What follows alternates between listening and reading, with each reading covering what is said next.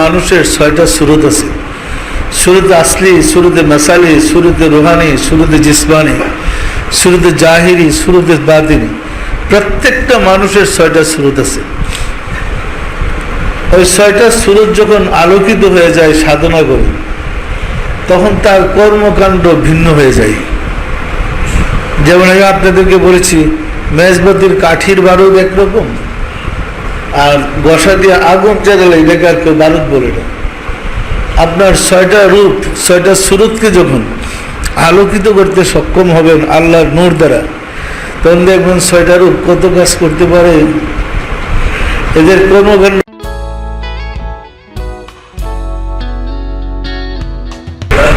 নাহমাদুহু ওয়া নুসাল্লি আলা রাসূলিল কারীম। সম্মানিত আশিকে রাসূলেরা, আপনারা আমার সালাম গ্রহণ করুন। আসসালামু আলাইকুম ওয়া রাহমাতুল্লাহি ওয়া বারাকাতুহু। সিয়াম সাধনা আপনাদের কাছে কেমন মনে হচ্ছে? কষ্ট হয় কি?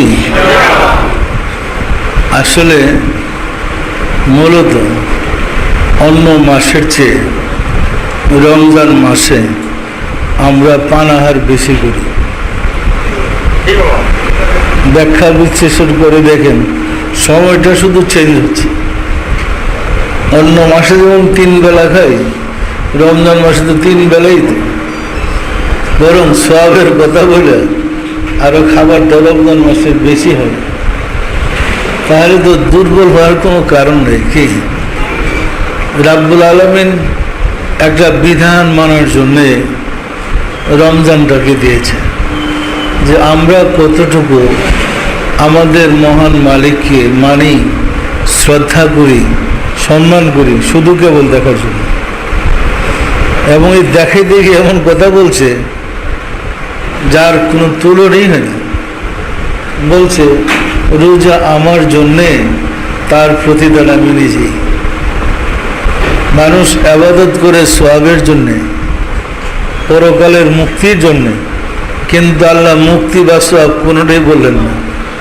রোজা আমার জন্যে, তার প্রতিদান আমি নিজেই। যার বিনিময় আল্লাহ হয়, এই ইবাদতটা কত উচ্ছাঙ্গের ইবাদত বলেন তো? অনেক মূল্য নয় কি? অথচ আমরা ঠিকই পানাহার করতেছি, শুধু টাইমটা চেঞ্জ করছি। পরিষ্কার না? পরিষ্কার না? তাহলে তিনি চাচ্ছেন আমরা যেন আটকে না পড়ে পার করে দিতে চাচ্ছেন। আল্লাহ কিন্তু আমাদেরকে বিনিময় দিতে চাচ্ছেন, ধরে রাখতে চাচ্ছেন না। হুজুররা শুধু মশলা করে কেমন ফাঁসাই দিবে, কেমন আটকাই দিবে দেখেন। কিন্তু আল্লাহর এরকম ইচ্ছে না। আল্লাহ চাই কেমনে লোকটা পার হয়ে যাবে, পার হয়ে যাবে। একটা দোষী লোকও যদি পার হয়ে যায়, আল্লাহর কোনো কষ্ট নাই। কিন্তু নির্দোষী লোক যদি আটকা পড়ে, এটা আল্লাহর জন্য কষ্টের কারণ। সুতরাং অনেক বাহানা, অনেক কৌশল, শরীয়তের বিধান কার্যকারী করার জন্য অনেক কৌশল অবলম্বন করেছেন। যেমন বিসমিল্লাহ দিয়ে যাব, শরীয়তের বিধানে এমন সব কথাবার্তা বলছে, কেউ যদি কোনো পাপের কাজ করে, তাহলে 4টা চোখ দিয়া, তার মানে 2 জন দেখতে হবে। যারা পাপ করে এরকম সাক্ষী রেখে পাপ করে নাকি? তাহলে আল্লাহ চাচ্ছে সুইটা যায় যাক। কি বলছি আমার কথা বুঝছেন? সুতরাং প্রতিটা বিধান এমনভাবে করেছেন যেন সে যদি সুইটা যাইতে পারে, আল্লাহর কোনো অসুবিধা নেই। আর বলেন তো, আল্লাহ আমাদেরকে সাজা দিয়ে তার লাভটা কি আছে? কোনো লাভ? আমি যা দেখেছি, যখন হুজুর ছিলাম তখন জানতাম প্রচুর সাজা, কিন্তু যখন আল্লাহকে প্রেমময় দেখেছি, তখন দেখি শাস্তি বলতে আর কিছুই নেই। কাকে সাজা দিবে? সাজা দিবার কে আছে? তিনি তো আপনাকে ভালোবেসে সৃষ্টি করেছেন। আল্লাহর আসমাউল হুসনা 99টি গুণবাচক নাম আছে, আছে না নাই? এর মধ্যে শুধু কেবল একটা নাম, তিনি কাহার। কাহার অর্থ কিন্তু নিষ্ঠুর নয়, বিচারে কঠোর। মানে তিনি হক বিচার করবেন, কিন্তু নিষ্ঠুর তো নয়। সম্মানিত আশিকের রাসূলেরা, যেখানে 98টা গুণী বা 99টা গুণী প্রমাণ করেন তিনি দয়ালু, দয়াময়, ক্ষমাশীল, সাত্তার, জাব্বার, খালেক, মালিক, তিনি বন্ধকে শাস্তিটা দিবেন কি? বিশ্বাসই আপনাদের? হ্যাঁ, সুতরাং বিশ্বাস রাখেন, ঘাবড়িবার কোনো ব্যাপারই না। একজন ইমানদারের কোনো শাস্তি নেই, শুধু আপনি কষ্ট করে ইমানদার হন, বিশ্বাসী হন। ইমানদারের জন্য তো আল্লাহর জগৎ। সুতরাং আমরা যদি আল্লাহকে বিশ্বাস করতে পারি, এক ওয়াক্ত নামাজের জন্য 80 হোক, ভাই এ তো বানানো কথা, একটা কথা সত্য, এটা হুজুরদের বানানো। একবার তওবা করলে বান্দার যত পাপ ঝরে, বান্দার কোনো সাধ্য নাই তত পাপ করে। দেখেন অবস্থা রেখে, আপনি দেখবার তওবা করে মন থেকে, আপনার পাপ যেভাবে দিয়ে মুচ্ছা পরিষ্কার হয়ে যাবে। আপনার ক্ষমতা নেই এত পাপ করতে পারেন, পরিষ্কার না পরিষ্কার না। সুতরাং এগুলো মুফতিদের কাজ, কেমন আপনার আটকায় দিবে ফতোয়া দিয়ে। মুফতি তার ওলি আল্লাহ না, বলেন তো? মুফতি আর ওলি আল্লাহ কি এক জিনিস? তো মুফতি তো ফতোয়া দিবেই, দেখবেন হেদের ফতোয়া হেরেই ঝুলে গেছে। কারণ যে বিষয় পরে এরা ফতোয়া দিতেছে, এটা আল্লাহর বিষয় না, এটা মানুষের বানানো বিধান। আর আল্লাহর বিধান হলো কোরআন, যা মানুষের বানানো নয়। এই কারণে মুফতিরই হেদের ফতোয়া ফেসে যাবে। পরিষ্কার না পরিষ্কার না? সম্মানিত আশিকের রাসূলেরা, আমরা আল্লাহকে দয়ালু মনে করব না নিষ্ঠুর মনে করব? আপনি যদি দয়ালু মনে করেন, আপনার আল্লাহ আপনার জন্য দয়ালু। বিশ্বাস হয় না? হয় না? সুতরাং আমাদের বিশ্বাস রাখতে হবে। আমরা বিনা প্রার্থনায়, এখন নয় বললাম দোয়া করতেছে আল্লাহ এটা করে দাও, ওইটা করে দাও। আমরা জন্ম হওয়ার আগে মায়ের উদরে যখন ছিলাম, প্রার্থনা করে কি আমার খাবার ব্যবস্থা করতে হয়েছে? প্রার্থনা করে কি আল্লাহর কাছে বলছি আমার দুইটা শব্দ দেখার জন্যে, আমাকে কান দো শোনার জন্য প্রার্থনা করছিলাম? কথা বলার জন্য মুখ দিয়ে আল্লাহর কাছে প্রার্থনা করছিলাম? বিনা প্রার্থনায় আমাদের অঙ্গ প্রত্যঙ্গ কে দিয়েছেন? যিনি বিনা প্রার্থনায় আমাদের সব করছেন। এবং সবচেয়ে মজার ব্যাপার, আমরা দুনিয়াতে আসার আগেই আমাদের রিজিকের ব্যবস্থা যিনি করছেন বিনা প্রার্থনায়, তিনি কত দয়ালু বলেন তো। এখন আমরা তার জগৎ এসেছি, এখন আমাদের খাবার দিতে পারে না, এখন অভাব। আসলে কি জগতে অভাব বলতে কিছু আছে? অভাব হলো আমাদের মনের অভাব, আমাদের চরিত্রের অভাব। আল্লাহর জগতে অভাব বলতে কিছু নেই। আপনাদের কি বিশ্বাস হয়? সম্মানিত আশিকের রাসূলেরা, তো আমরা যদি বিশ্বাস স্থির করতে পারি আমার মাঝে আল্লাহ আছেন, আমার মাঝে যিনি আছেন কিভাবে সে আমাকে কষ্ট দেবে বলেন তো? যে আল্লাহ আপনার ভিতরে 70 বছর, 60 বছর, 90 বছর থেকে গেলেন, মৃত্যুর পরে এই আল্লাহ আপনার কিভাবে শাস্তি দেবে? এতদিন একসাথে থাকার পরে একটা মায়া মমতা হয় না? কি বলেন? হয় না? হয় না? শাস্তিটা দিবে কি? সম্মানিত আশিকের রাসূলেরা, বিশ্বাস রাখেন, আমরা যদি আল্লাহতে আত্মসমর্পিত হই, আমাদের ভয়ের কোনো কারণ নেই। আমি কারণ খুঁজে পাই না। কারণ খুঁজতে গিয়ে দেখলাম, আগে তো আমরা জানতাম মুসলমান ছাড়া সবাই কাফের। আর রাসূল জন্ম হয়েছে পরে, রাসূল আগমন করার পর, রাসূলের বিধান আসার পরে সমস্ত শরীয়ত বাতিল, সকল ধর্ম বাতিল। আগে কিন্তু এটাই আমরা জানতাম। কথাটা এরকম না, সব ধর্ম বহাল তবিয়তে আছে, একটা ধর্ম আল্লাহ বাতিল করে নেই। বিশ্বাস আপনাদের? কারণ যত নবী, যত রাসূল, যত মহামানব আল্লাহ প্রেরণ করেছেন, নবীদেরকে নবুয়তি কি বাতিল হয়ে গেছে? তো নবুয়তি বাতিল না হলে তার ধর্মটা বাতিল হবে না।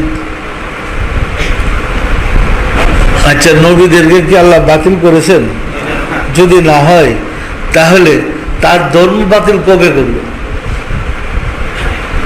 আসলে আমরা ভুল শিখছি, আমরাই দিন কানা আমরাই দিন কানা উনি চোখ আছে দেখি না, আসল কানাই আমরা।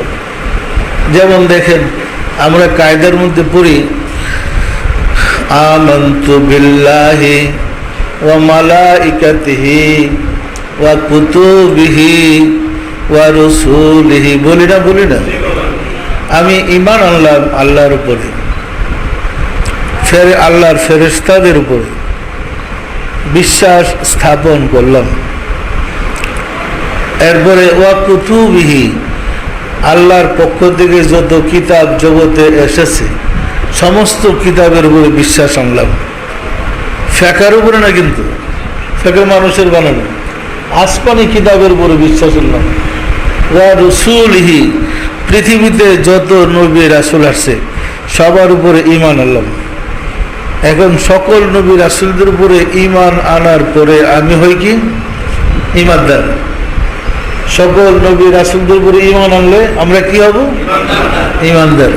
এখন যদি বলি পবিত্র কোরআনে 26 অথবা 27 জন নবীর নাম আছে, পবিত্র কোরআনে 27 জন নবীর নাম পাওয়া যায়, এর একজন বেশি পাওয়া যায় না।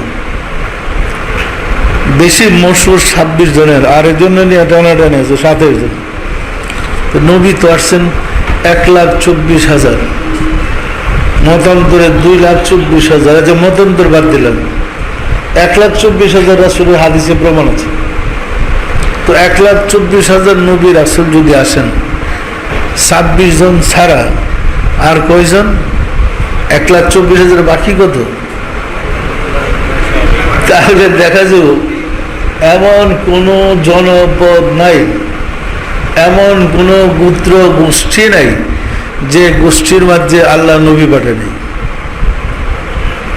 কোরআন আল্লাহ বলছে ওয়ামা কুন্না মুআযিবিন হাত্তা নাবাসা রাসূলা, আমি কোনো ব্যক্তিকেই শাস্তি দেব না তার কাছে নবী না পাঠায়। আল্লাহ বলে না কিতাব না পাঠায়, কিতাবের কথা কিন্তু বলে না ব্যক্তি। আমি কাউকেই শাস্তি দেব না। তুমি আপনি আপনার বাচ্চা দেবেন কি? আমার কথা বিশ্বাস হয় না? আমি বললাম না ফাঁক ফুকুরকে আপনি রাখছে। আমি কাউকে শাস্তি দেব না নবী না পাঠাই।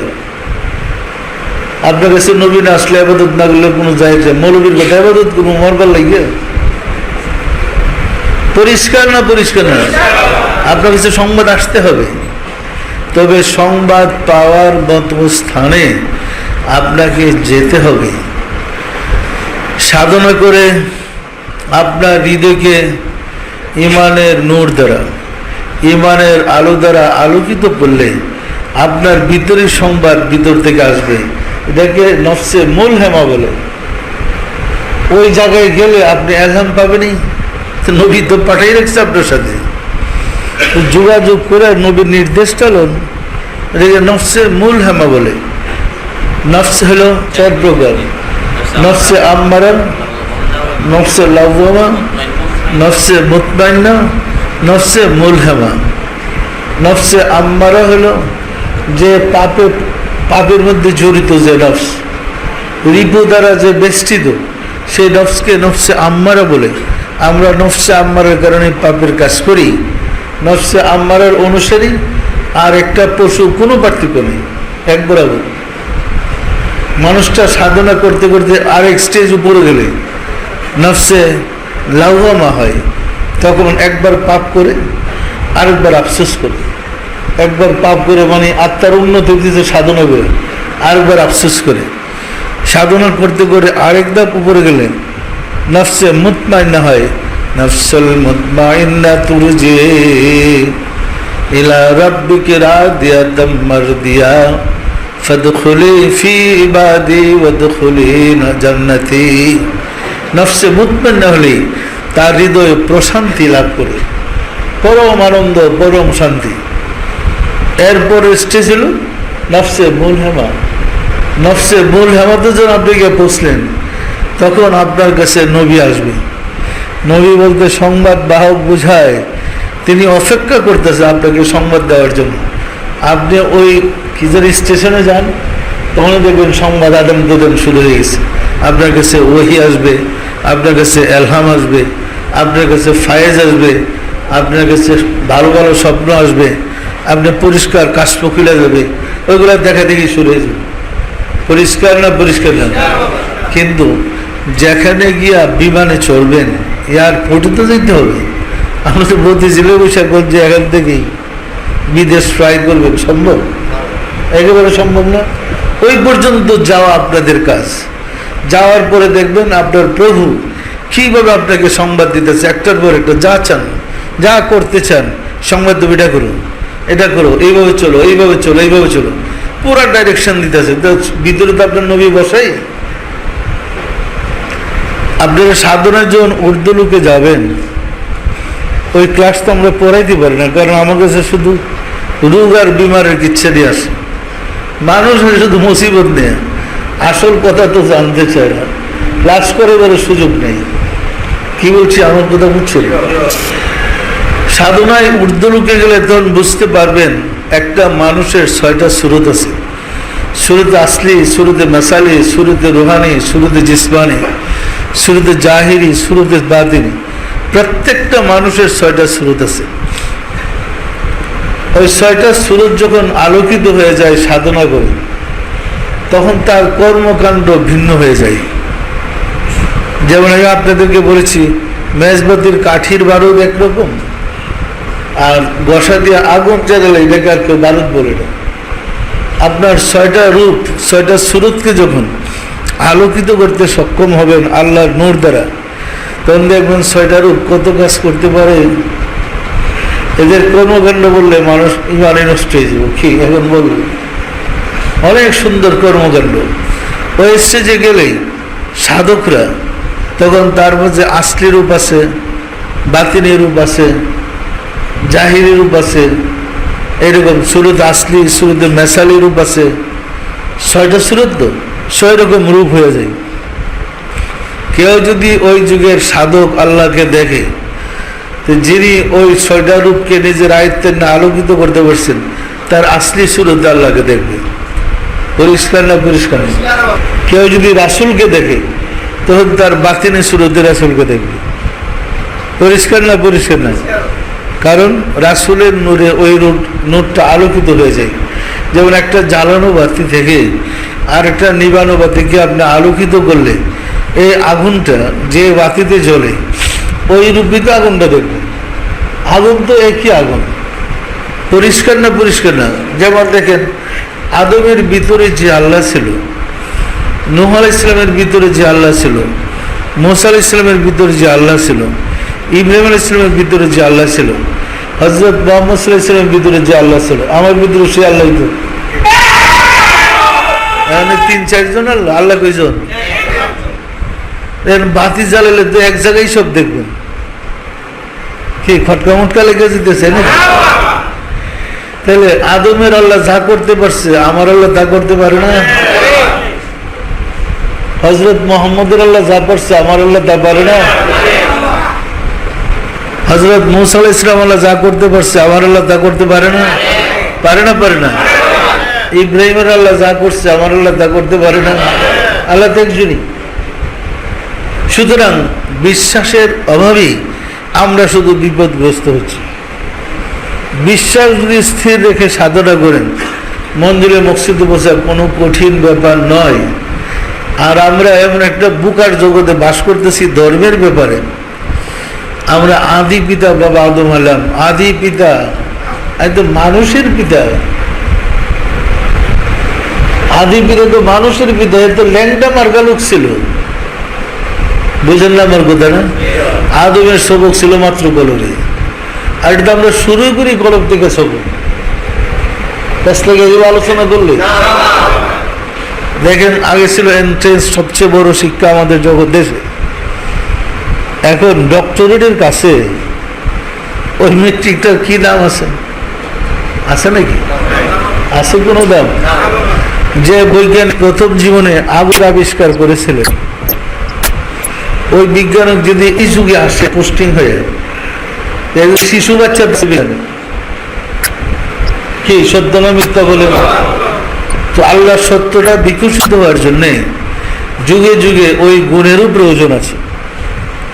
যে যুগে যে ক্লাসের মানুষ উন্নত হবে, ওই উন্নত আত্মা না আসলে সে উদ্ধার করতে পারবে না।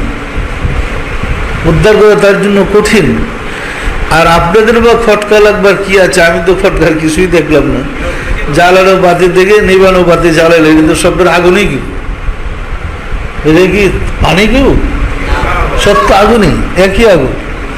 তো কোনো বলবো মেরে না আরশুল্লাহ হলে সমস্ত নবীর ভিতরে যে আল্লাহ ছিল, সমস্ত মুমিনের ভিতরে তো সে আল্লাহ। আল্লাহর তো দুই ভাগ নাই। পরিষ্কার না? পরিষ্কার না? তো আমরা বিশ্বাসের সাথে যদি কাজ করি, কাছে থেকে আল্লাহকে পাবো। আর অবিশ্বাসের মধ্যে যে দৌড়াইতে থাকি, দৌড়ে হুসট খাবো, কিন্তু আল্লাহর গ্রাণও পাবো না। দেখেন, আমার মসজিদে আমি বলেছিলাম সাধনা জীবনে প্রথম অবস্থায় যে আপনি এতগুলা ওজিফা দিলেন কেন? আমাদের আগে নিয়ম ছিল আপন মুর্শিদের দিলের সাথে দিল মিশান, এরপরে দাদা পীরের দিলের সাথে দিল মিশান, এরপরে কুতুবুল আক্তাবের দিলের সাথে দিল মিশান, ওয়াজিদ আলী সাহেবের দিলের সাথে দিল মিশান, ফত আলী সাহেবের দিলের সাথে দিল মিশান, মুজাদ্দিদ আল ফিসানের সাথে দিল মিশান, বাবা আদমের সাথে দিল মিশান, এরপরে রাসূলের কাছে যান। এই সিস্টেম আগে আমরা সাধনা করেছি। তখন মুর্শিদরে বললাম, আপনি এইগুলো দিলেন কেন? এতগুলো ঝামেলা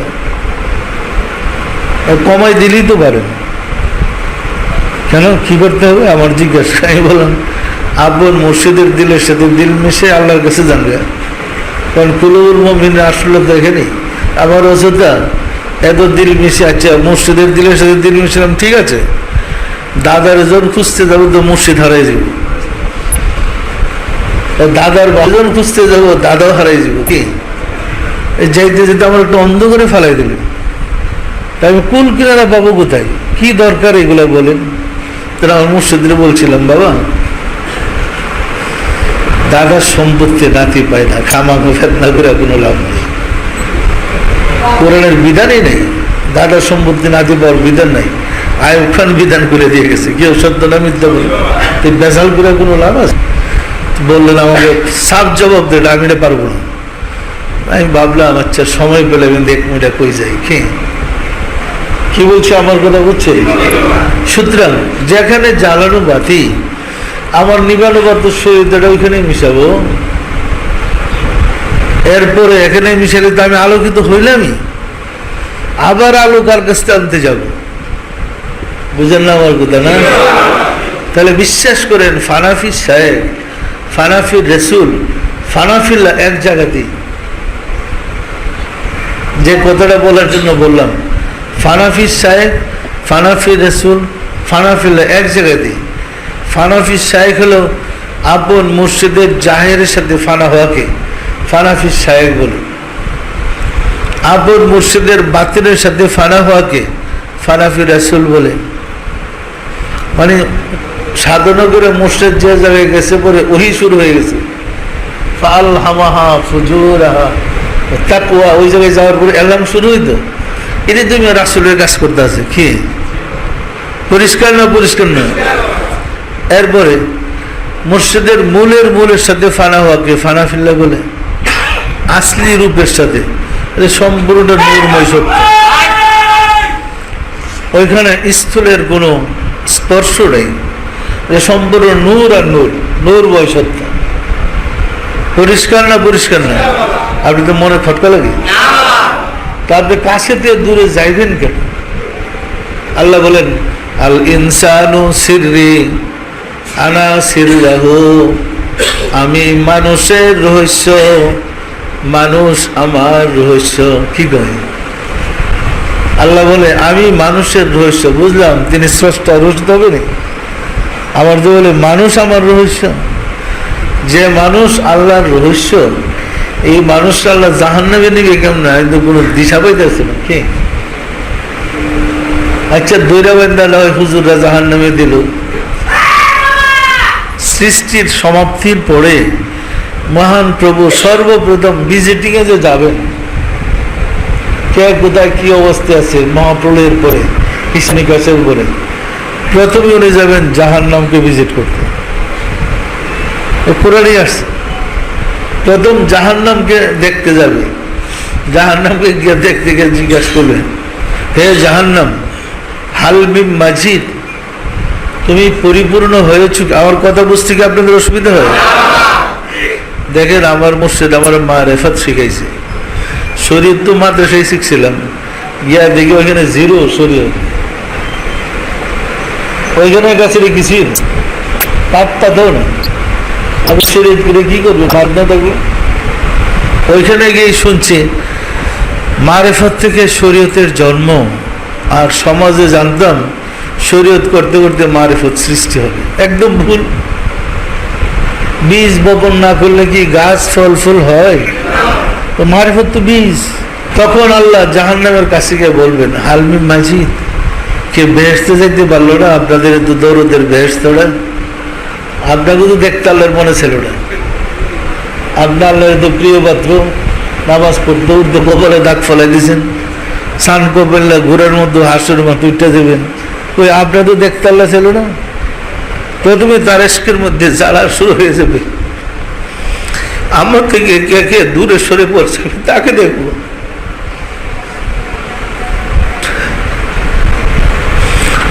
কে আমাকে হারিয়ে কষ্টে আছে তাদেরকে দেখবো।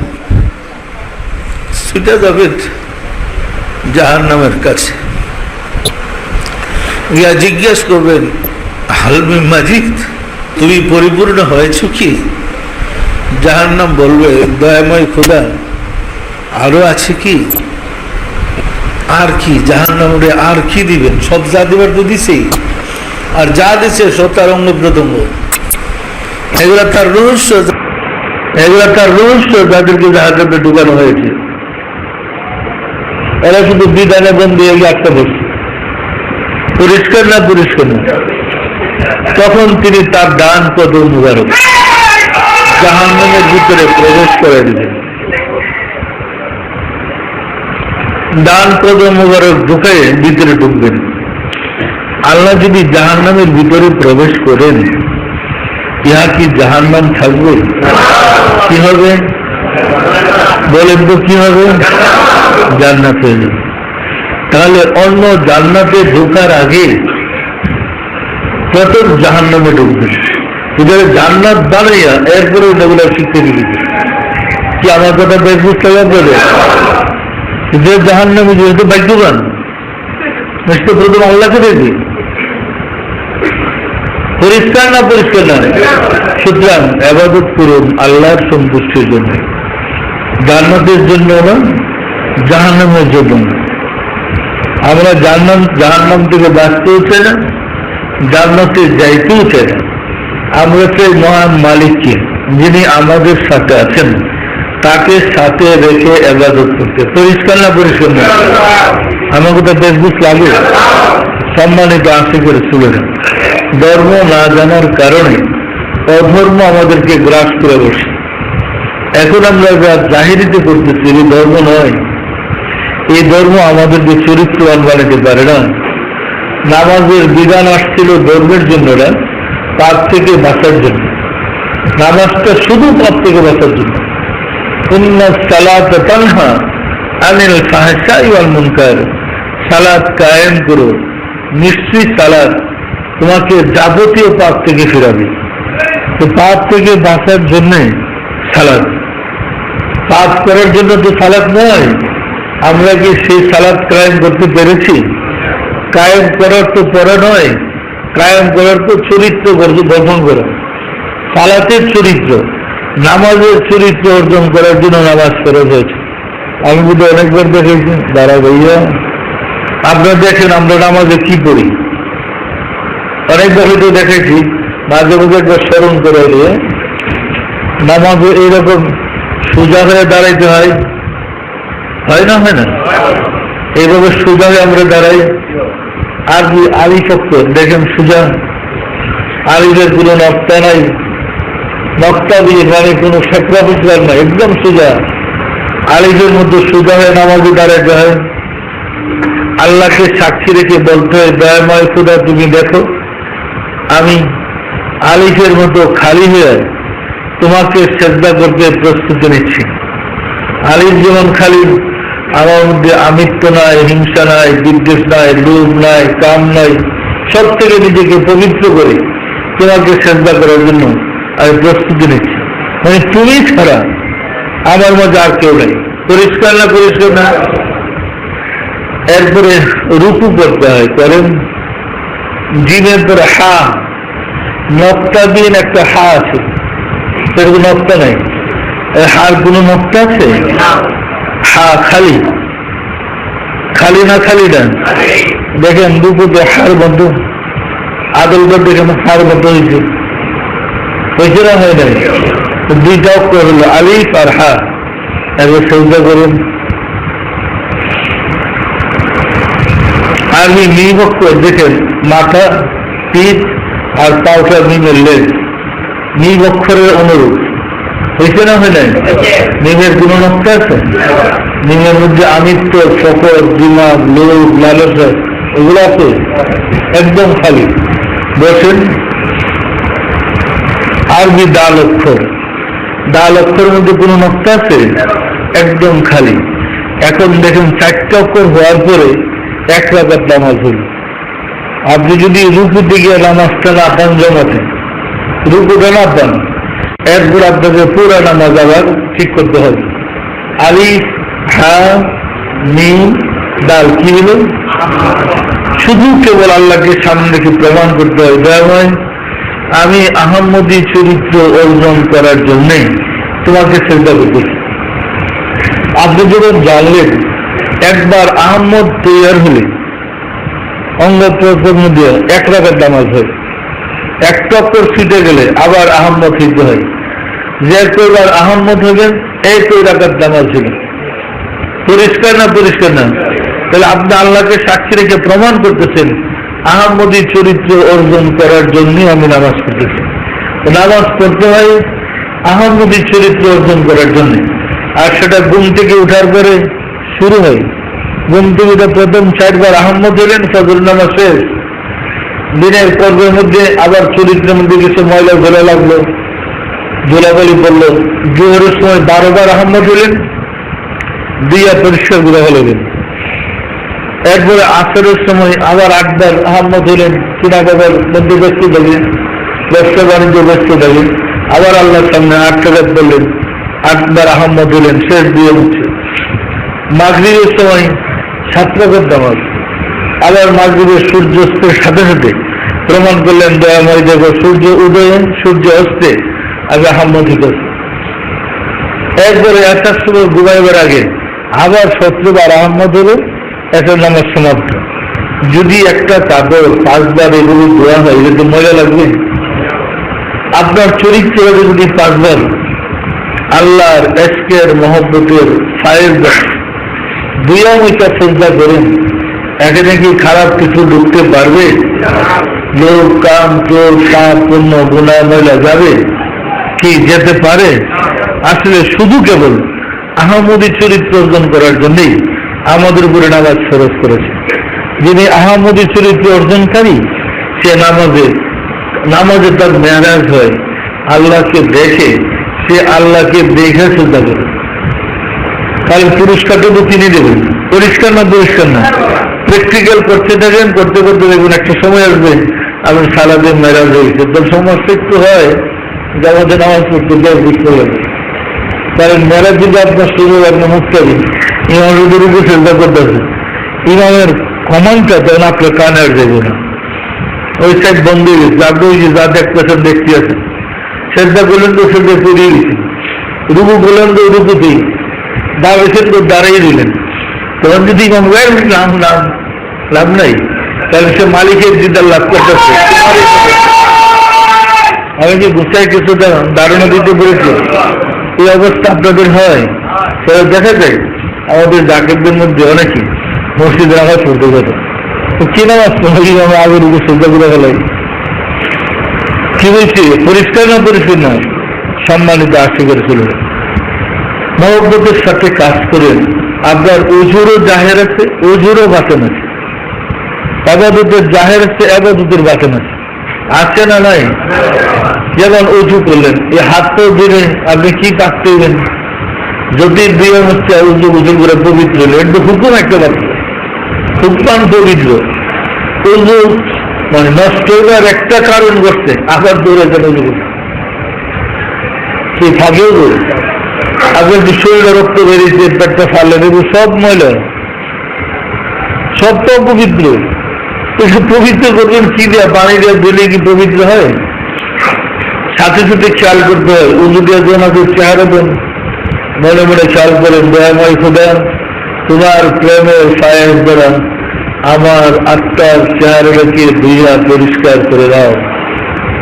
হাত দেওয়ার সময় নিয়োগ করেন, দয়াময় খোদা, আমি পানি দ্বারা হাত ধুতে করে পবিত্র হইবার নিয়োগ করেছি, তোমার প্রেমের ফায়েজ দ্বারা আমার হাত আত্মার হাত রেখে ভিতরের হাত রেখে দুইয়া পবিত্র করে দাও। এইরকম কুলি করার সময় নিয়োগ করেন, মাতামুখি করার সময় নিয়োগ করেন, এতে আপনার জাহেরের সাথে সাথে বাতেন পবিত্র হয়ে যাবে। হবে না? হবে না? আর যাদের বাতেন পবিত্র হয়েছে তাদের সামনে আল্লাহ রাসূল বলেন, আশ-শাইতানু জাসিমুন আলা কালবি বানি আদম ফাইজা যাকারাল্লাহ ফানাসা ওয়া ইযা গাসালা বাসা। হাদিসটা দেখুন, আদম সন্তানের দিলে শয়তান বাস করে, যখন সে দিলে আল্লাহ জিকির হয়, শয়তান তীরের মতো বেড়ে যায়। আর যে হাদিসটা বলতেছিলাম সেটা হল, মানব দেহের মাঝে এক টুকরা মাংস আছে, একটা মানুষের সারা দেহের মাঝে এক টুকরা মাংস আছে, যার ওই মাংস পবিত্র হয়ে তার সারা শরীর পবিত্র। যার সে মাংস অপবিত্র তার সারা শরীর অপবিত্র। অপবিত্র লোককে গোসল করলে কি হবে? উজু করলে কি হবে?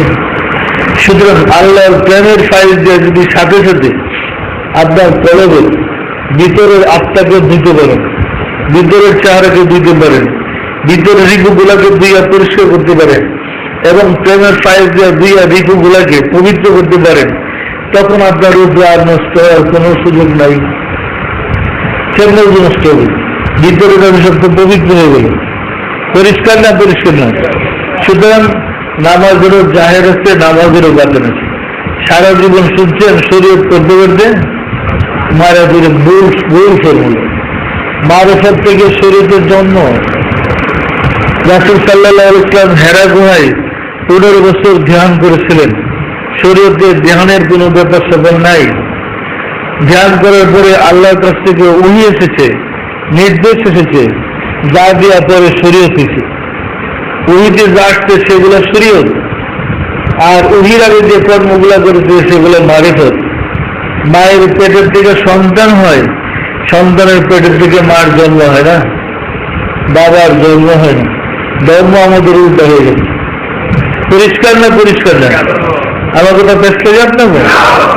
ধর্ম না জানার কারণে আমরা বেমালুম ধ্বংস হয়ে গেছি। আজ পর্যন্ত কোনো মুসলমানদের ধারণাই নেই আল্লাহ যে মানুষের ভিতরে থাকে।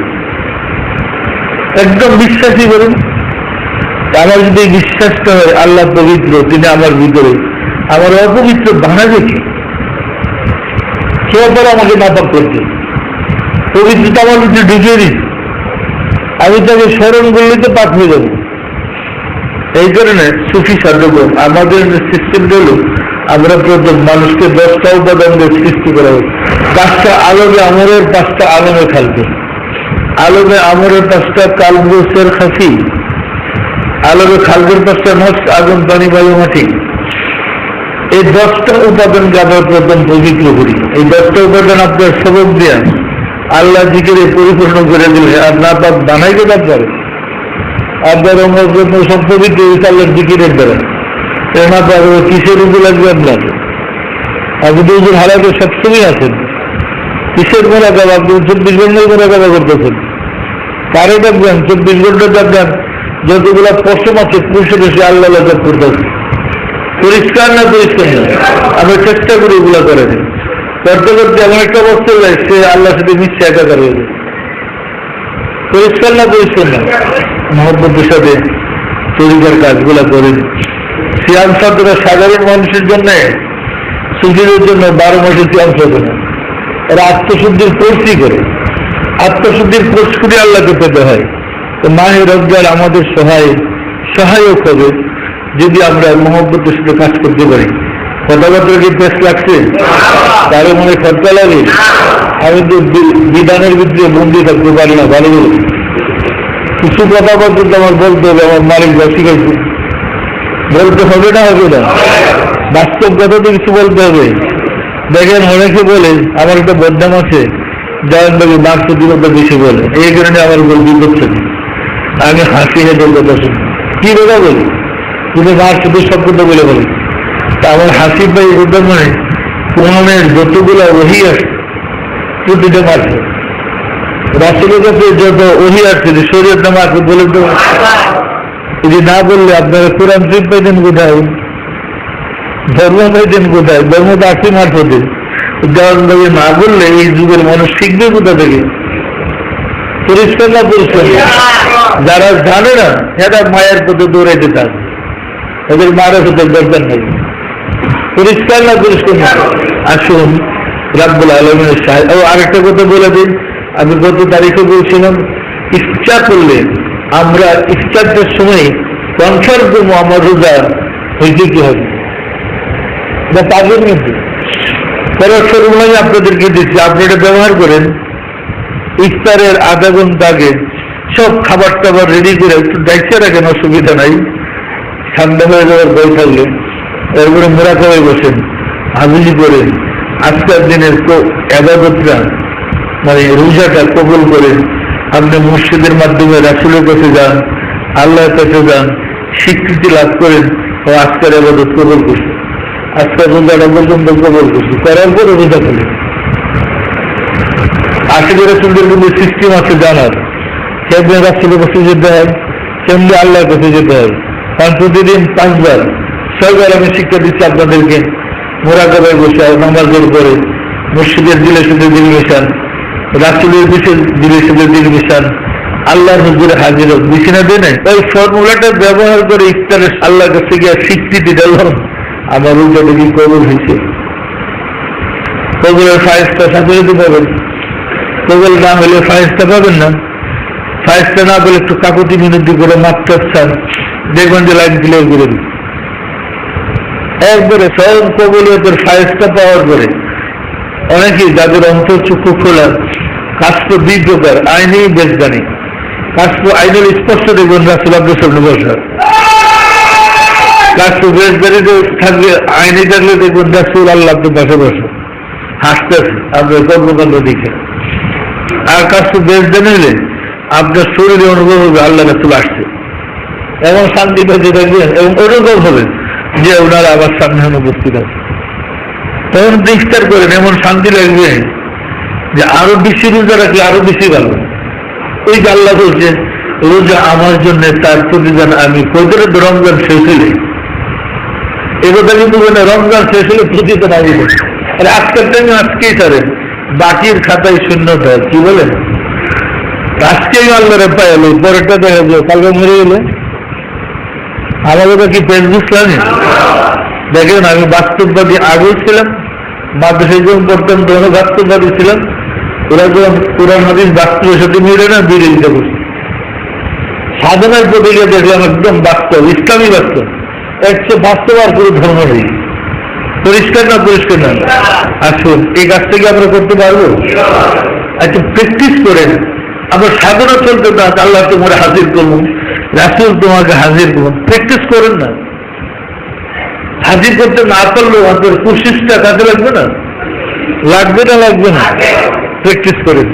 আসুন রাব্বুল আলামিনের সাহায্য চান, তিনি যেন দয়া করেন আমাদের জন্য ধর্মটা একদম সহজ করে দেন। আমিন।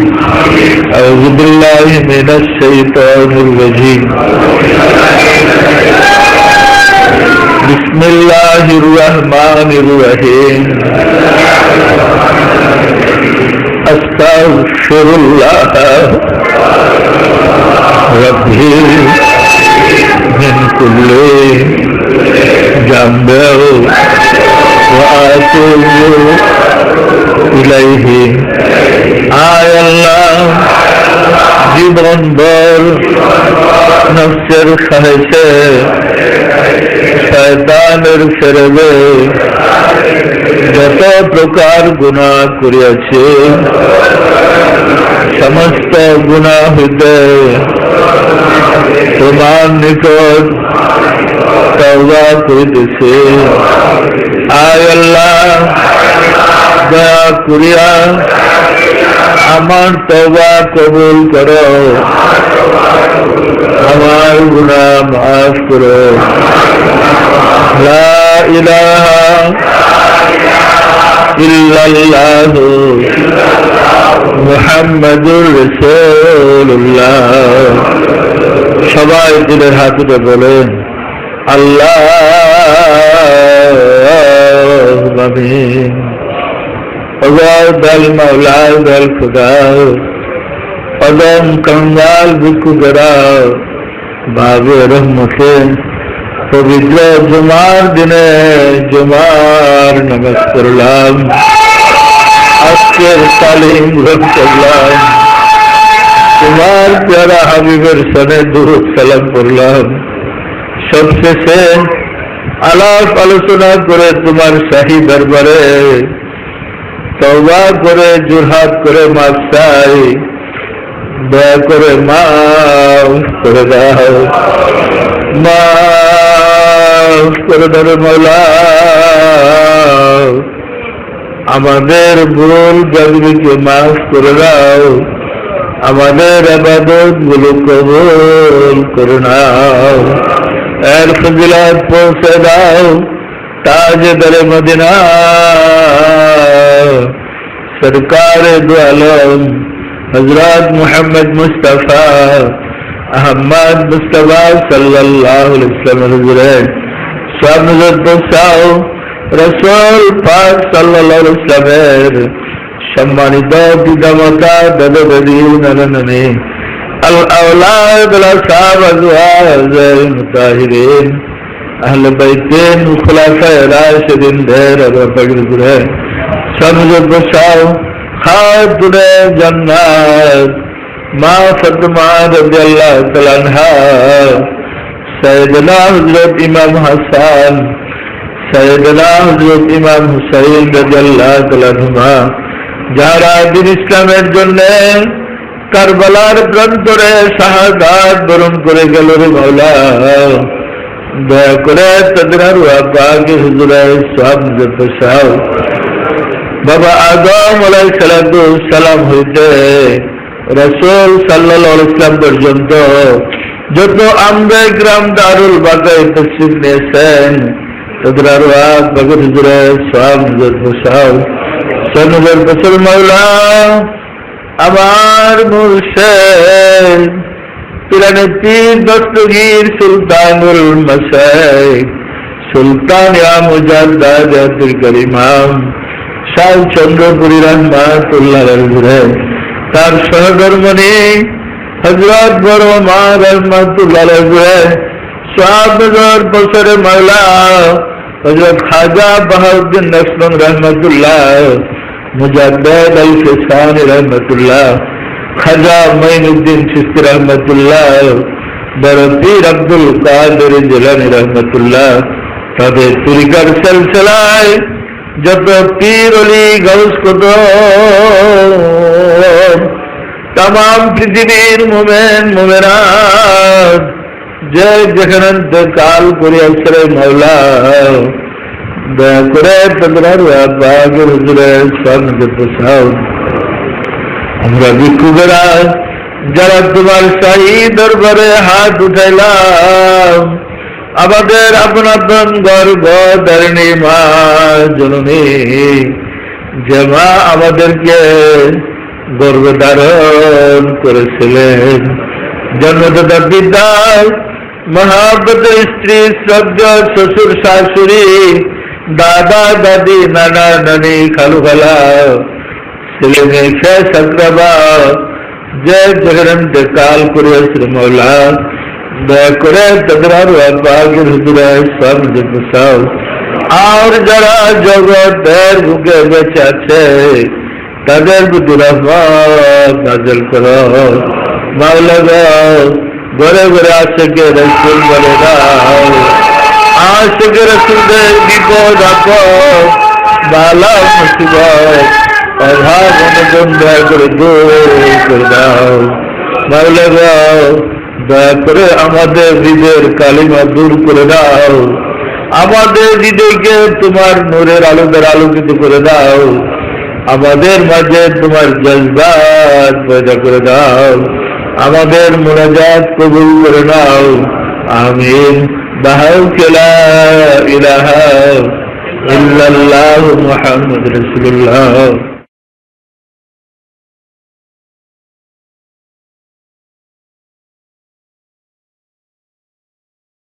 হযরত রাসূল পাক সাল্লাল্লাহু আলাইহি ওয়াসাল্লাম এই মাহে রমজানকে 3 ভাগে বিভক্ত করেছেন। তিনি ফরমান, আউয়ালুহা রাহমাতুন ওয়া আওসাতুহা মাগফিরাতুন ওয়া আখিরু ইতকুম মিনান নার। রমজানের প্রথম 10 দিন রহমতের, মধ্যের 10 দিন মাগফিরাতের এবং শেষ 10 দিন দোজখের আযাব থেকে পরিত্রাণের। আমরা প্রথম 10 দিন অতিবাহিত করে, অর্থাৎ রহমতের 10 দিন অতিবাহিত করে আমরা মাগফিরাতের প্রথম রোজা শুরু করেছি। এই মাহে রমজান আমাদের জন্য অবারিত রহমত, মাগফিরাত ও পরিত্রাণের মহা সুযোগ নিয়ে এসেছে। আল্লাহর মহান বন্ধু সুফি সম্রাট শাহজাহান বাগী দয়াল বাবা কেবলা জান তাই আমাদেরকে শিক্ষা দিচ্ছেন, আমরা যেন যথাযথভাবে এই মাহে রমজানের রোজা সমূহ পালন করি। পাশাপাশি মাহে রমজানের এই শিক্ষা, আত্মশুদ্ধি, সংযম ও কৃচ্ছতা সাধনের শিক্ষা যেন আমাদের জীবনের পাথেয় করে নিতে পারি। সম্মানিত আশিক রাসূল ভাইরা, ইসলাম বাস্তব শান্তির ধর্ম। ইসলাম যে মানুষকে পার্থিব সুখ শান্তির পাশাপাশি পারলৌকিক মুক্তির ব্যবস্থা করে দেয়, রমজান তার একটি উৎকৃষ্ট উদাহরণ। এই মাসে মহান আল্লাহ তাবারক ওয়া তাআলা নিজেই ঘোষণা করেছেন, তিনি মানুষের জন্য, সৃষ্টির জন্য অবারিত রহমত বরকত নাযিল করে থাকেন। মানুষের রিজিককে বর্ধিত করে দেওয়া হয়, ইবাদত বন্দেগীর পুরস্কারকে বহুগুণে বৃদ্ধি করে দেওয়া হয়। এই মাসের সম্মানে মহান আল্লাহ তাবারক ওয়া তাআলা কবরবাসীর আযাব মাফ করে দিয়ে তাদেরকে জান্নাতের সমস্ত সুযোগ সুবিধা দান করা হয়ে থাকে। সম্মানিত আশিক রাসূল ভাইরা, তাহলে এই মাহে রমজান আমাদের ব্যক্তি জীবনে, পারিবারিক জীবনে, সামাজিক জীবনে, রাষ্ট্রীয় জীবনে শান্তি আনয়নের এক মহা সুযোগ সৃষ্টি করে দিয়েছে। আমরা যদি মাহে রমজানের শিক্ষাকে বাস্তবায়ন করতে পারি, তাহলে শুধু রমজানই নয়, সারা বছরে আল্লাহর রহমতের বেষ্টনীর মাঝে থেকে আমরা নিরাপদ থাকব, আমরা শান্তিতে থাকার সুযোগ পাব। হযরত রাসূল পাক সাল্লাল্লাহু আলাইহি ওয়াসাল্লাম তিনি যখন এই ধূলির ধরায় আগমন করেছিলেন, তখন সারা বিশ্বের মানুষ এক চরম জাহেলিয়াতের অন্ধকারে নিমজ্জিত ছিল। যে যুগের বর্বর মানুষেরা এমনই হিংস্র ছিল, নিজের সামান্য স্বার্থের জন্য আপন সন্তানকে হত্যা করতে দ্বিধা করত না। অথচ সেই মানুষগুলো হযরত রাসূল পাক সাল্লাল্লাহু আলাইহি ওয়াসাল্লামের সান্নিধ্যে গিয়ে তাকে ভালোবেসে নিজেদের অন্তরের পরিশুদ্ধিতা অর্জন করতে পেরেছিলেন। যাবতীয় পাপাচার ছেড়ে দিয়ে আদর্শ চরিত্রবান হয়ে বিশ্বের শ্রেষ্ঠ জাতির মর্যাদায় উন্নীত হয়েছিলেন, যার ফলে তারা শুধু পারলৌকিক মুক্তি লাভ করেছেন তা নয়, পার্থিব দিক থেকেও ধনে, মানে, শক্তিতে, সামর্থ্যে, জ্ঞান, বিজ্ঞানে বিশ্বের শ্রেষ্ঠ জাতির মর্যাদায় উন্নীত হয়েছিলেন। ১৫০০ বছর পর আমাদের মহান মুর্শিদ সুফি সম্রাট শাহজাহান বাগী দয়াল বাবা কেবলা জান আবারও সেই বাস্তব শান্তির শিক্ষা মানব জাতির কাছে তুলে ধরেছেন। দয়াল বাজারের শিক্ষা লাভ করে একজন মানুষ ব্যক্তি জীবনে, পারিবারিক, সামাজিক জীবনে নানা বিপদ আপদ, বালা মুসিবত থেকে অলৌকিকভাবে উদ্ধার পাচ্ছেন। সম্মানিত আশিক রাসূল ভাইরা, আসলে মানুষের প্রচেষ্টায় যেখানে শেষ, সেখানে আল্লাহর দয়া করুণা হলে তার শুরু হয়। মানুষ যেখানে ব্যর্থ হয়, আল্লাহর দয়া হলে কি সেখানে সফলতা লাভ করা যায় না? তাই দেখা গেছে যখনই মানুষ বিপদগ্রস্ত হয়ে পার্থিব বিবেক বুদ্ধি জ্ঞান বিজ্ঞান দিয়ে যখন সেই সমস্যার সমাধান করতে ব্যর্থ হয়েছেন, তখনই ছুটে এসেছেন আল্লাহর ওলি সুফি সম্রাট শাহ দেওয়ানবাগী দয়াল বাবা কেবলা জানের কাছে, এবং তার সোহবতে এসে তার পরামর্শ মোতাবেক চলে তাদের বিপদ দূর হয়ে গেছে। এমন সব অলৌকিক ঘটনার সংবাদ পাওয়া যাচ্ছে যা নবী রাসূলদের যুগে এমনি ভাবে মৃত মানুষ জীবন্ত হয়ে গেছেন, অন্ধের চোখের জ্যোতি ফিরে পেয়েছেন, বোবা তার বাক শক্তি ফিরে পেয়েছেন, কঠিন কঠিন মুসিবত থেকে অলৌকিকভাবে যেভাবে সাহায্য পেতেন, আজকের দিনেও সুফি সম্রাট শাহ দেওয়ানবাগী দয়াল বাবা কেবলা জানের শিক্ষা লাভ করে মানুষ সেই একইভাবে উপকৃত হচ্ছেন। মুক্তিকামী ভাইরা, আপনারাই বলুন, নবী রাসূলদের যুগে যে আল্লাহ ছিলেন এখন কি সে আল্লাহ আছেন না? তাহলে কেন আমরা নবী রাসূলদের যুগে যেভাবে আল্লাহ সাহায্য পেতাম, মুমিনরা যেভাবে আল্লাহ সাহায্য লাভ করতেন, এই যুগের মুমিনরা কেন পাবেন না? আল্লাহ তো নিজেই ঘোষণা করেছেন, আল্লাহু ওয়ালিউল্লাযিনা আমানু, আল্লাহ মুমিনদের অভিভাবক। আল্লাহ যদি কারো অভিভাবক হয় তার কি কোনো অসুবিধা থাকতে পারে? সম্মানিত আশিক রাসূল ভাইরা, তাই দেখা গেছে সুফি সম্রাট শাহ দেওয়ানবাগী দয়াল বাবা কেবলা জানের অনুসারীরা যারা যখনই বিপদে পড়েছেন, আল্লাহ সাহায্য চাইলে আল্লাহ দয়া করে তাকে সাহায্য করেছেন। আজকে আপনাদের সম্মুখে এমন একটা জ্বলন্ত উদাহরণ উপস্থাপন করা হবে, সেটা বিস্ময়কর আশ্চর্যজনক যে একজন মানুষ মারা গেছেন, মারা যাওয়ার পর 3 ঘন্টা পর আবার জীবিত হয়েছে। এটা কি স্বাভাবিকভাবে বিশ্বাস করা যায়? কিন্তু স্বাভাবিকভাবে যা সম্ভব নয়, ওলি আল্লাহদের পক্ষে তা সম্ভব, তাই নয় কি? আজকের এই ঘটনাটা আমাদের যে ভাই প্রত্যক্ষভাবে ছিলেন, যিনি এই ঘটনার সাথে জড়িত, সেই ভাই আমাদের কুমিল্লা জেলার দাউদকান্দি উপজেলার গৌরীপুরের হারুনুর রশিদ ইঞ্জিনিয়ার ভাইয়ের কাছ থেকে আমরা তা এখন শুনব। হারুন ভাই আসেন।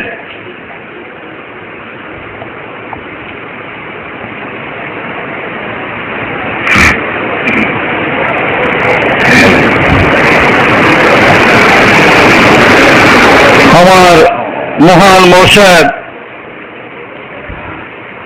যুগ শ্রেষ্ঠ মহামানব মুহাম্মদ ইসলামের পুনরুজ্জীবন দানকারী মহান সংস্কারক দয়াল বাবা কেবলা জানের পরশময় নুরানিময় কদম মোবারকে লক্ষ কোটি সালাম ও কদম বুছি রেখে আমি গঠে যাওয়া আমার জীবনে একটি বাবা জানের দয়া উপস্থিত আশিক রাসূল ভাইদের সামনে পেশ করছি। সম্মানিত আশিক রাসূল ভাইয়েরা, আমার একটি হৃদয় বিদারক ঘটনা দয়াল বাবা জানের আসলে আমি স্পষ্টভাবে অনেক সময় বলতে পারি না। গত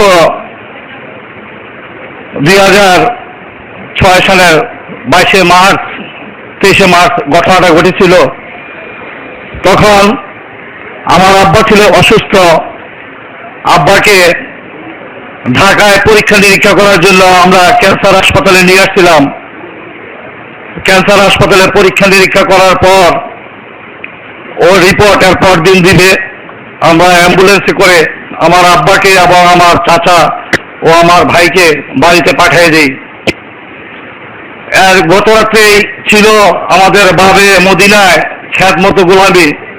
তখন আমি ভাবলাম যেহেতু এরপর দিন রিপোর্ট পাবো, তারপরে আমার গৌরীপুর ভাইয়েরা খ্যাতমতে আসছে, আমি গৌরীপুর আশিক রাসূল পরিষদের সেক্রেটারি, আমি যদি না থাকি ভাইয়েরা অসন্তুষ্ট হবে, তাই আমিও ভাবে মদিনায় রাত্রে খ্যাতমতে রয়ে গেলাম। এরপর দিন সকাল 10টায় আমি দরবার শরীফে বাবা জানের সামনে বসা।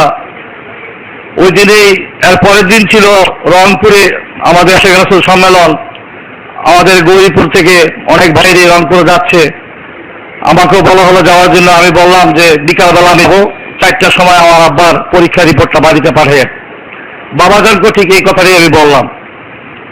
সম্মানিত আশিক রাসূল ভাইয়েরা, 12টা 12:30 দিকে আমি যখন ওই আশিক রাসূল হোটেলে বসে চা খাচ্ছিলাম, তখন আমার বাড়ি থেকে আমার বড় ভাই ফোন করলো যে তোমার রিপোর্টের দরকার নাই, বাড়িতে এসে পড়ো, আব্বা মারা গেছে। তার কিছুক্ষণ পরে আমার চাচা, আমার ছেলে মেস করলো মোবাইলে, আমার স্ত্রী ফোন করলো যে তাড়াতাড়ি বাড়িতে চলে আসেন, আব্বা মারা গেছে।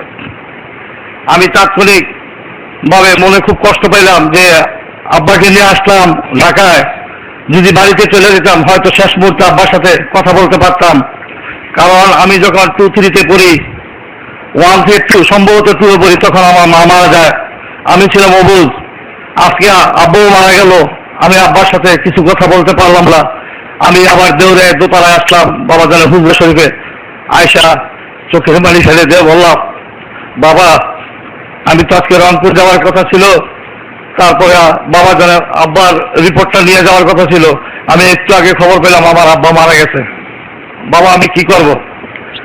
বাবা যান কিছুক্ষণ চক্ষু বন্ধ করে রেখে আমি যখন কাঁদতেছিলাম, বাবা যান আমাকে বলল, যান মিয়া বাড়িতে যান, দেখেন আল্লাহ কি করে।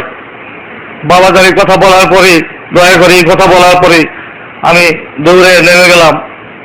আমি গাড়িতে উঠলাম গরিপুর যাওয়ার জন্য। সম্মানিত আশিক রাসূল ভাইরা, বাবা যান বলার পর থেকে আমার মনের মাঝে একটা জিনিস কাজ করতেছে, বাবা কেন বললো যান মিয়া বাড়িতে যান, দেখেন আল্লাহ কি করে। নিঃসন্দেহে এখানে কোনো ঘটনা ঘটতে পারে। আমি বাড়ি থেকে পৌঁছলাম প্রায় তখন 3টা বাজে। আমি বাড়িতে গিয়ে দেখি আমার আব্বাকে যে খাটে শোয়ানো ছিল ওই খাট থেকে নামিয়ে উত্তরমুখী করে শোয়ে চাদর দিয়ে ঘুরিয়ে পাশে আগরবাতি লাগে আমার বড় বোন ছোট বোন, ওরা কোরআন শরীফ পড়তেছে, অন্যান্য যারা আছে তারা কান্নাকাটি করতেছে। আমি যাওয়ার পরে সবাই আমাকে ধরে কাঁদতেছিল। আমি বললাম কি হয়েছে? আব্বা মারা গেছে। আমি গেলাম, গিয়ে দেখি ঠিকই ঘটনা। আমি চাদর আলগিয়ে দিলাম, এইভাবে টান্না চাদর দিলাম। খোলার পরে আমার মনে সন্দেহ হইল যে বাবাজন বলছে যান মিয়া বাড়ি। আমি তাৎক্ষণিকভাবে দেখলাম মনে হয় যেন আব্বা জীবিত, একটু কেমন যেন চোখগুলা একটু নাড়াচাড়া ভাব, কিন্তু সুগন্ধ। আমি এক্ষুনি আমার বন্ধু গরিপুর মহারাজ হোটেলের মালিক আলাউদ্দিনকে ফোন করলাম যে একটা অক্সিজেন সিলিন্ডার তাড়াতাড়ি পাঠিয়ে দাও। সে তাড়াতাড়ি একটা অক্সিজেন সিলিন্ডার পাঠিয়ে অক্সিজেন মাস্ক তার মুখে লাগানোর পরে আমি গোসলে চলে গেলাম। 5-7 মিনিট পরেই ঘরে একদম হইয়াল্লা পড়ে গেছে যে আব্বা তো জীবিত। আমাকে ডাকাডাকি শুরু করলো যে তাড়াতাড়ি আসো, আব্বা জীবিত। আমি গোসল করে আসলাম, আসার পর আমাকে দেখে আব্বা বসলো। বসার পরে আমি জিজ্ঞেস করলাম, আব্বা আপনার কাছে কেমন লাগে? মাথা নেড়ে, কথা বলতে পারে না, মাথা নেড়ে বললো একটু ভালো। তারপরে আমি জিজ্ঞেস করলাম, আব্বা কিছু খাইবেন? এরকম মাথা নেড়ে বললো খাইবে। তখন আমার স্ত্রী আমার ঘরে তখন কেসকি মাছ দিয়ে পাক করাতো, কেসকি মাছ ভাতের সাথে মেয়ে আব্বাকে 1টা 2টা 3টা নলা দেওয়ার পর আব্বা মাথা নেড়ে বলছে যে আর খাবো না। তখন সবাই সুস্থ, মানে স্বস্তি ভাব, সকলে একদম আনন্দ। আমিও চলে গেলাম। সম্মানিত আশিক রাসূল ভাইয়েরা, এই একটা সময় একটা সময় আমার আব্বা মারা যান।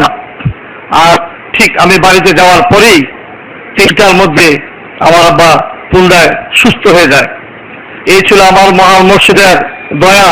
আমার মুর্শিদ আমাকে বলেছিল, এই মেয়ে আপনি গত রাত্রে আল্লাহর কাজ করেন, আল্লাহ আপনার মনে আশা পূরণ করবো। আপনার মনে কোনো কষ্ট আছে? আপনার আব্বার সাথে কি আপনি কথা বলতে পারছেন? আমি বলছি জি বাবা আমি কথা বলতে পারছি। তা আপনার আর কোনো মনে কষ্ট আছে? আমি বলছি না বাবা আমার মনে আর কষ্ট নাই। সম্মানিত আশিক রাসূল ভাইয়েরা, দয়াল বাবা যান যে দয়া করতে পারে। আমার মনের আশা, আমি বলছিলাম আমার ছোটকালে মা মারা গিয়েছিল, আমার মাকে আমি দেখতে পাই নাই। শেষ মুহূর্তে আমি আমার আব্বার সাথে কিছু কথা বলতে পারবো না। দয়াল বাবা যান দয়া করে আমার মনের আশা পূরণ করেছে। দয়াল বাবা যান দয়া করে যেন সকলের মনের আশা পূরণ করে। এখন ভাইয়েরা, দয়াল বাবা জানের কাছে আমাদের আজিজি, বাবা গো দয়া করে চিনার ক্ষমতা আমাদের দেন, দয়া করে আমাদেরকে ক্ষমা করে দেন, আমাদেরকে আপনার কদমের নিচে রাখেন।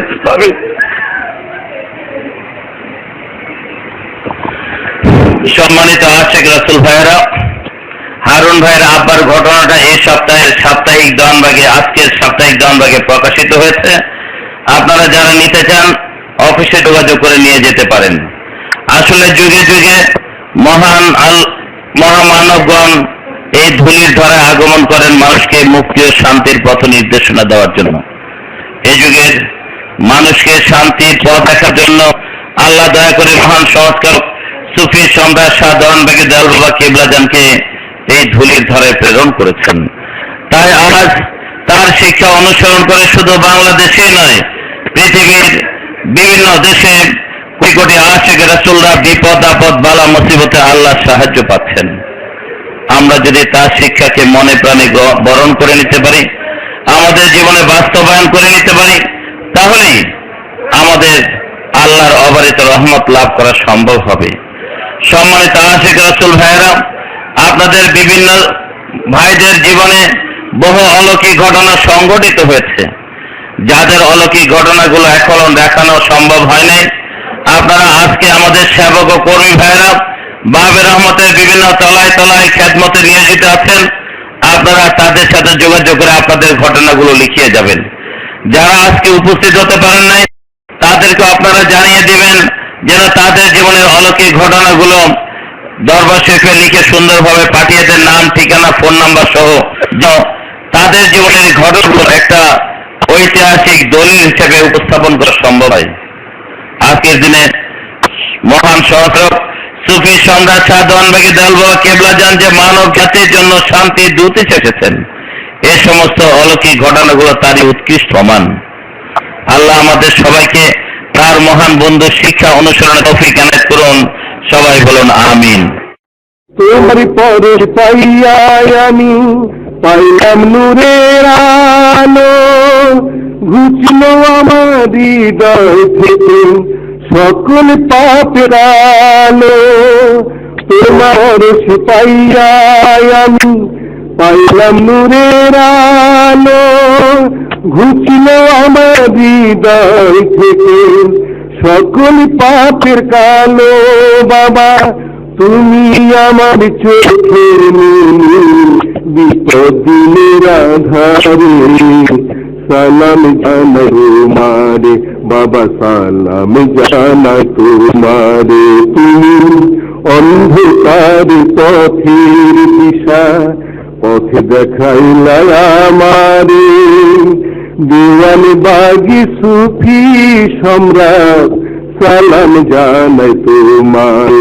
বাবা সালাম জানাই তোমারে। তুমি অন্ধকার পথের দিশা, তোমার প্রেমে কইরাই আমি হইলাম তোয়ারা। পাগল হইলাম তোমার ছোঁয়ায়, হইলাম দিশাহারা। তোমার প্রেমে কইরাই আমি হইলাম তোয়ারা। পাগল হইলাম তোমার ছোঁয়ায়, হইলাম দিশাহারা। বাবা তুমি আমার প্রাণের পাখি, তোর পথের আশারে সালাম জানাই তোমারে। বাবা সালাম জানাই তোমারে। তুমি অন্ধকার পথের দিশা, পথ দেখাইলা আমারে। দেওয়ানবাগী সুফি সম্রাট সালাম জানাই তোমারে। বাবা সালাম জানাই তোমারে। তুমি অন্ধকার পথের দিশা। বাবা তোমার জন্মদিনে এসেছি,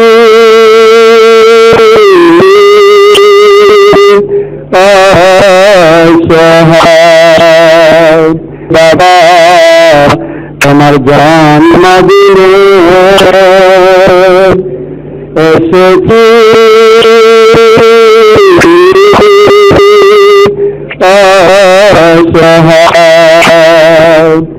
তোমার কদম ছাড়া করলে বাবা, কদম ছাড়া করলে বাবা উপায় হবে কি আমার। এসেছি অসহায় বাবা তোমার জন্মদিনে এসেছি অসহায়। যে তুলনা বাবা তোমার কদম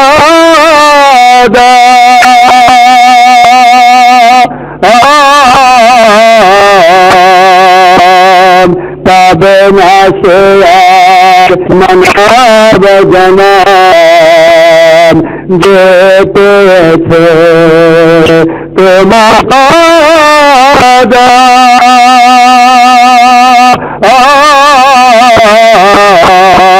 জন্ম হলে মার জনম কবুল আরে তোমার সন্তান কবুল আরে তোমার গোলাম আমার অন্তর প্রাণে চায় এসেছি অসহায় বাবা তোমার জন্মদিনে এসেছি অসহায় বাবা জয়ন্দাজির নির্তহারা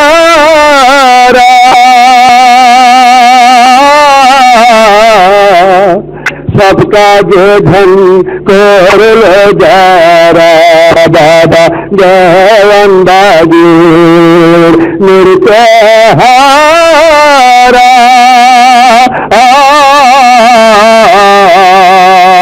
सबका जो धन कर लो जारा देख लो तेरे प्राण रसूल देख लो तेरे प्राण रसूल होलो तेरे आशिक रसूल एमन मुर्शिद तेर पाय एमन मुर्शिद तेर पाय